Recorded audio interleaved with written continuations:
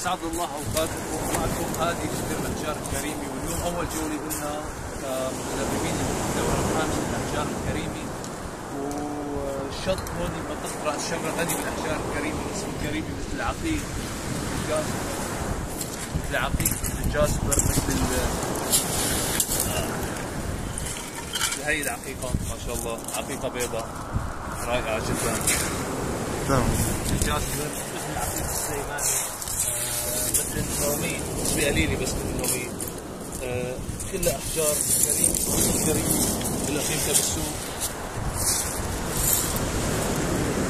هون منطقة رأس شمرة، لقاء النهر بالبحر، بحيث إنه على الجهتين يعني في أحجار كريمة رائعة جدا.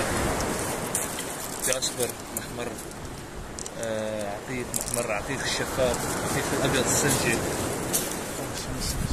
جدا رائع وجدا حلو كثير. منطقة كثير حلوة، الجولة كثير ممتعة. فبتمنى من متسابقي الدورة الخامسة لخبراء الأحجار الكريمة يطلعوا معنا بجولات عقلية لاحقة على منطقة رأس شمرة أو البلوسية، حيث هي المناطق كثير غنية بالأحجار الكريمة ونصف الكريمة. شكرا.